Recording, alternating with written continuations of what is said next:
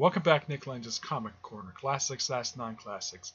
This is episode number 371 and Doubleshot number 296. Two vendor trades for you. Well, basically trades that were originally published in Korea, South Korea, and now published in English. Avengers K, Volume 3, Avengers Disassembled. This is an adaptation of the very famous Brian Michael Bendis storyline, Avengers Disassembled. From what I can tell, now the first two were adaptations of classic Roy Thomas stories. Now move on to Brian Michael Bendis for some reason. Yeah. I don't know why. I guess they probably figured out why not. Now, pretty much this one does follow the storyline pretty closely. There is some slight stuff, basically, from this particular book that actually was not printed in the original issues. Like, let's see. Not that I remember anyways. Let's see. Where are those pages? Let's see here. There are a few pages of Tony Stark at the UN. Yes. Where he's at the UN, he tries to kill the Latvian ambassador.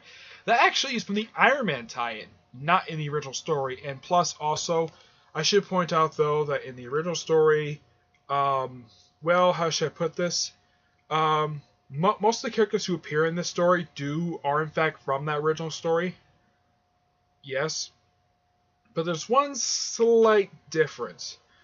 For one thing, let's see, where is the page? Here we go. This page right here, where they show various past members of the Avengers. Now, in the original story, there actually was a lot more people here. This one you have Quicksilver, Wonder Man, Thor, Carol Danvers, Jocasta, Black Widow, Black Panther, Beast, and Spider-Man.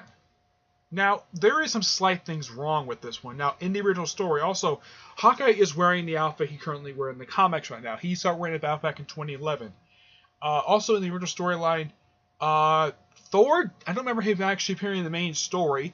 And for one thing, that's not the right costume he was wearing at that point. He was actually wearing a completely different costume. He's wearing his classic Jack Kirby attire. Carol Danvers was not Captain Marvel at this point. She was Miss Marvel. And Wonder Man's hair was not white. I do not know why the artist made that mistake before, but Wonder Man's hair has never been white. Never. Well, except for when he appeared in the Guardians of the Galaxy first volume when he appeared as Hollywood. What, present day Wonder Man? No, he has never looked like that, ever. And also, Nick Fury was not black in the original story. No, it was the white Nick Fury. Yep, he was a white Nick Fury. The only reason why they changed to black is because he's black in the movies, and of course it's a black Nick Fury in the comic books. Also, he pretty much has the same dialogue as the original Nick Fury does. Yeah. Aside from a few artistic changes, how costumes look completely different than they did in the original story. One big change is a really funny line that I don't know why they decided to put in here, where Nick Fury is calling up the helicarrier and says, hey, there's a bunch of Kree and Skrull ships above the Avengers mansion.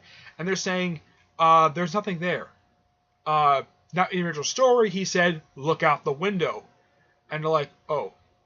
And here, they decided not to put that in here. Yeah. This is actually really good art. It's a bit cartoony, yes, but it's fine. But, from what I can tell, the story-wise actually flows pretty much the same way. Aside from a few artistic changes in how costumes look, yeah, there's not really much difference from the original storyline. I mean, ends pretty much the same exact way. The only changes they did make from the original story is that, one, they actually decreased the number of four Avengers who actually showed up at the mansion. Two, Hawkeye and Hawkeye is wearing a different costume than he did in the original story. In the original story, he was wearing the classic Jack Kirby attire. Carol Danvers was Miss Marvel. But essentially, the story doesn't have much change from the original story, but there's a few changes here and there, and one word of dialogue removed. But simply put, it's very low change. It follows the original story pretty well, except it's a little more hinted at that. Yeah, Scarlet Witch is behind everything. yeah, it's more subtle, not like in the original Bendis story where it wasn't that complete obvious like it was here.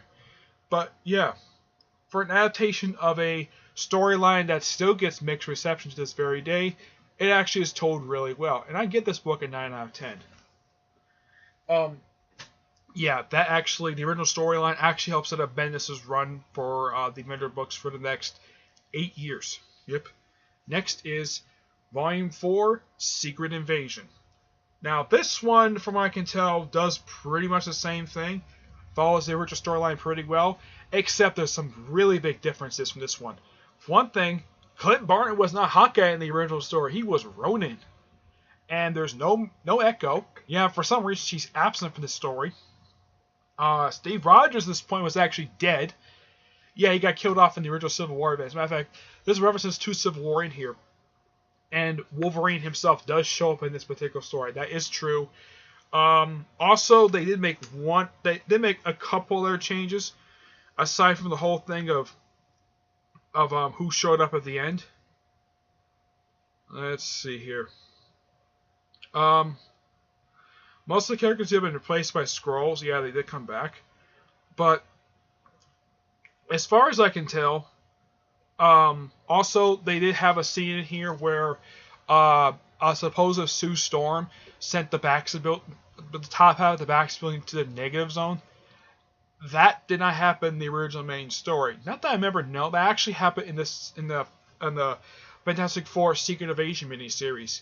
So, like with Avengers Assembled, they pulled a couple pages from a different series to put in here.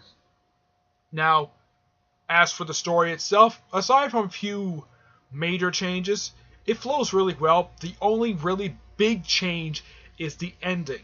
The ending is completely different from the original story. In the original story, Wolverine was about to kill the Skrull Queen, and then she was shot in the head by Norman Osborn. In this one, she's actually defeated by the Avengers. My guess is that the original writer, Jim Zeb is the one who let's see. Yeah, Jim Zeb is the one who actually writes this story. He writes the translation. The original writer for this, his name is, I think it's a he, Cy Yonan Park. And translated by Yan Yu Park. Excuse me. Now, one thing I'm glad they did get right for this particular story is Thor's attire. That actually is correct. Yeah. Take a look at this outfit. That actually is the correct attire he was wearing at that point. From what I can tell, still the only person who was wearing a completely different attire. Also, Hulk was not involved in the original story. Not that I remember, no. Hulk was not even here. Well, he was not even dealing with this at this point. Let's see. Quicksilver, Scarlet Witch. Yeah, those two. Scarlet Witch was not even involved in the storyline because after Avengers Assembled, she showed up and did House of M. And after House of M, she kept a low profile for years. It wasn't until Avengers vs. X-Men she actually showed up again because... Yeah, so... With the exception of about 3 characters... Now, so the only characters not in this original story... Steve Rogers was not in the original story. He was dead at this point. Bruce Banner was absent. He was dealing with stuff in his own book. Let's see. Quicksilver, I don't remember if he was in the original story, but I definitely do know Scarlet Witch was definitely not in the original story. But mostly everybody else was in the original story. And like with Disassembled, Carol Danvers was not Captain Marvel in that original story. She was Miss Marvel. I don't know why they changed it for, but they did. But it's not really bad change. But I think the ending for this is probably, for a lot of people, probably a little bit better than the original ending to Secret Invasion. But I gotta hand it to the person who originally wrote the story. This is actually who originally wrote the who did the original copy of this before it was translated by Jim Zeb. The adaptation is really good for this. Though for some reason, I skip over a lot of the other Avengers stuff that happened between Disassembled and this one. There's like 4 years worth of storytelling that apparently happened between Disassembled and this. Also, at the end of Disassembled, the Avengers actually disbanded. This one, they actually stayed around. So, either one of two things might happen. Excuse me. Either probably Civil War probably happened in here or probably didn't. I don't know. It's never referenced in here. But simply put, the story opens exactly, from what I can tell, pretty much the same way. Like, when they're in the Savage Land, yeah. Oh, yeah, and this particular page here, with the whole Elektra being a Skrull, yeah, that actually is not from Secret Invasion. This has actually come from the, this actually came from one of the preludes for Secret Invasion.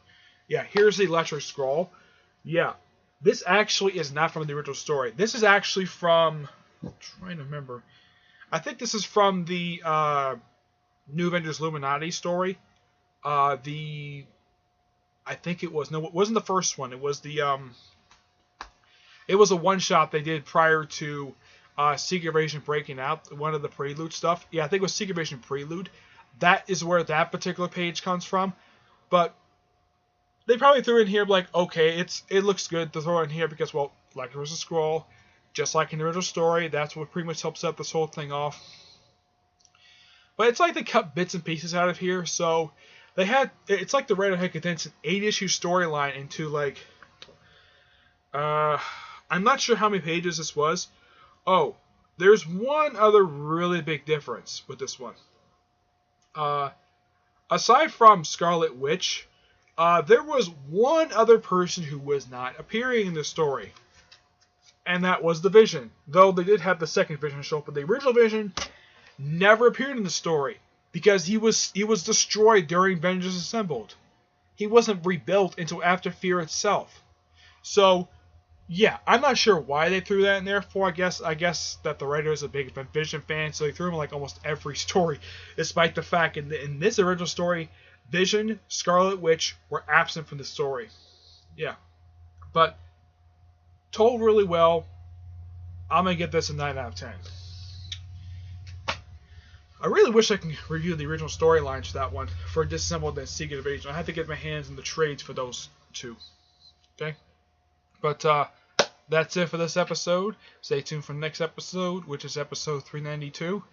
And Doubleshot, hopefully Doubleshot 297. Okay?